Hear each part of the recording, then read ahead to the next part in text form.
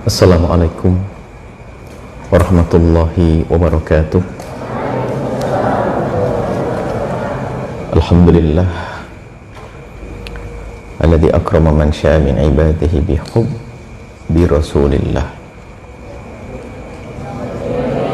Wa salatullahi wa salamuhu ala al-habibil mahbub Habibir Rabbil Alamin al-mab'uthi rahmatan lil alamin Habibina Sayyidina Muhammad wa ala alihi al-muttahharin wa ashabihi tayyibin wa tabi'ina lahum bi ihsanin ila yaumiddin. Allahumma ya Rabbana inna nas'aluka mahabbata habibika Sayyidina Muhammad.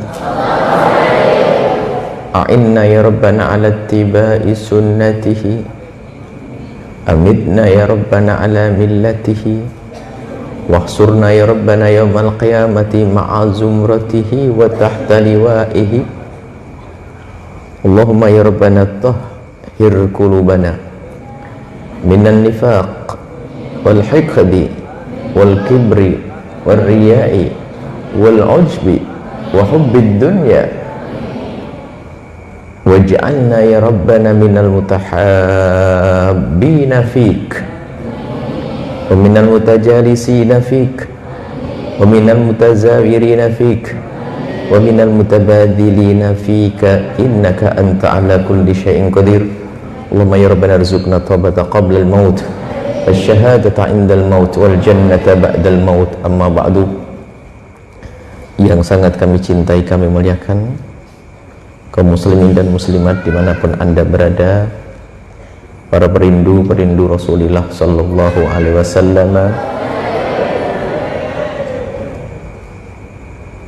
perindu ridha Allah. Alhamdulillah, di setiap malam Jumat kita bisa istiqomah di sini, di acara ini, membaca sholawat, membaca sejarah baginda Nabi Muhammad SAW. Harapan kita semua adalah Allah mengaruniakan kepada kita mahabbah, kemudahan untuk mengikuti baginda Nabi, dan semoga Allah mengumpulkan kelak kita di surga bersama beliau.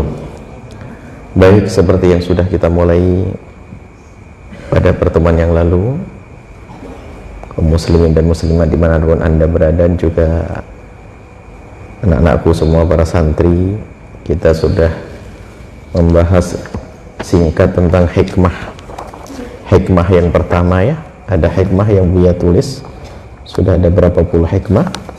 Ada hikmah yang kedua. Hikmah yang kedua bunyinya adalah sungguh dusta orang yang menjalin persahabatan, akan tetapi mereka tidak saling mendoakan di saat berpisah. Tanda ketulusan dalam persahabatan adalah saling berdoa saat tidak saling bertemu. Begitu mudahnya berdoa saat bertemu, akan tetapi tidak mudah berdoa di saat saling berpisah, kecuali bagi yang tulus. Itulah cinta karena Allah Subhanahu wa ta'ala. Baginda Nabi mengajarkan kita untuk membangun cinta di antara kita. Bahkan dalam hadis qudsi Allah berfirman, mencari mana perindu, pecinta atau hidup, orang yang hidup dengan cinta. Ainal mutahabuna bi jalali, membangun cinta. Ainal mutahabuna bi jalali, Allah memanggil, menyeru, mana orang yang hidupnya dengan cinta karena aku.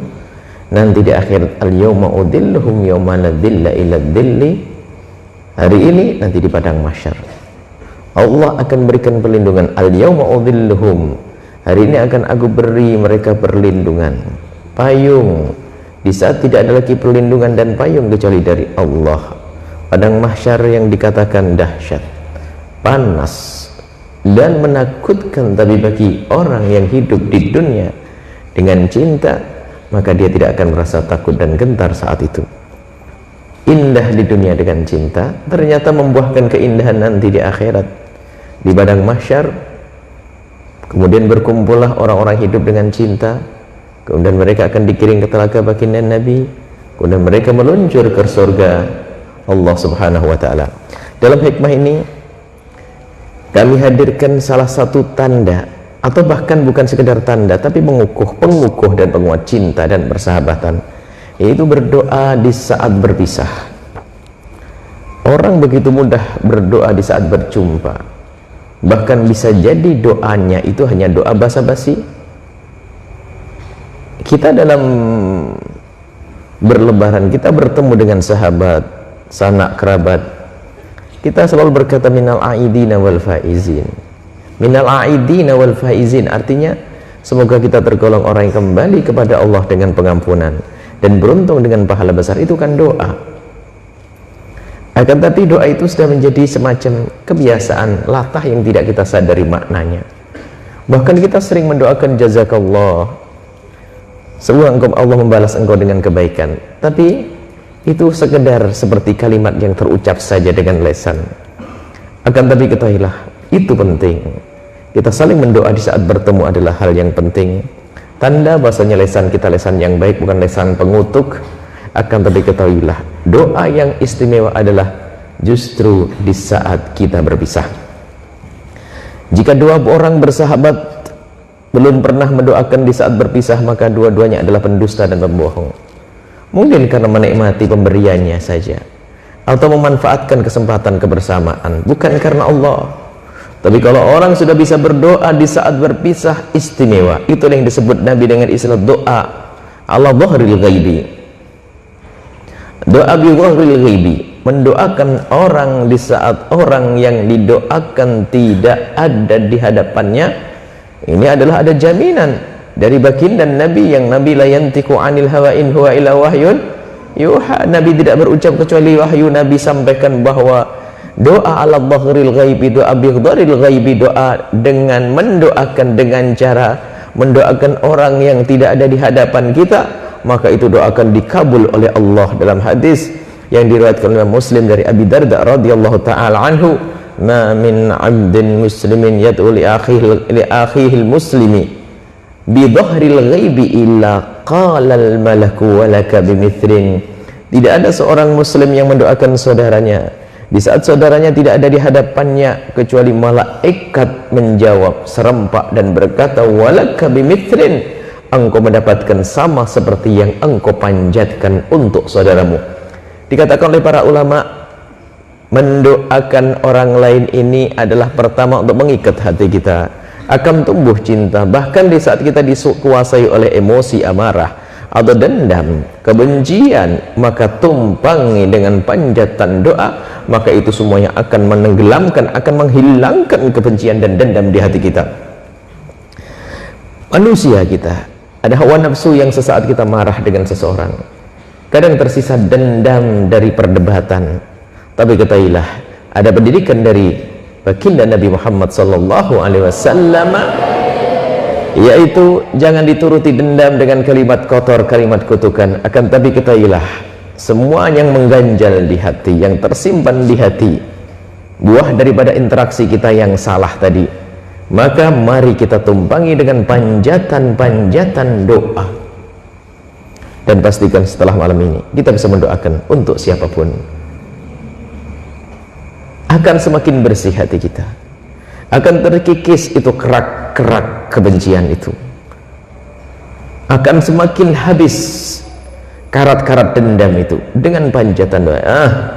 Kita marah dengan seseorang, ya Allah, berikan petunjuk kepadanya, berikan segala kebaikan. Ini dengan orang yang bermasalah dengan kita. Bagaimana dengan orang-orang yang lain? Kita harus lebih bisa mendoakan orang yang kita cintai, mendoakan sahabat kita. Bahkan biasakanlah, kalau kita menyebut nama saudara kita itu, membiasakan dengan sadar tentunya, bukan kebiasaan latah, membiasakan dengan sadar kita mendoakan saudara kita. Misal kita lagi buka handphone, lalu kita akan buka WA, di grup di WA ada nama 12-15 saudara kita, Dia telah mengirim pesan, sebelum membaca, lintaskan doa, ya Allah berikan segala kebaikan, semoga ini berita baik yang aku terima, rumah tangganya dijaga, terus buka. Jadi jangan lupa kita melintaskan doa. Ini nggak main-main, doa ini buahnya besar untuk kebersihan hati kita. Ini yang pertama, sehingga yang semula ada benci dan dendam akan terkikis, berubah menjadi cinta dan kasih sayang. Kemudian lebih dari itu apa? Lebih dari itu, kalau kita bisa mendoakan orang lain, maka ternyata itu menjadi sebab Allah mengkabul doa kita justru untuk kita sendiri.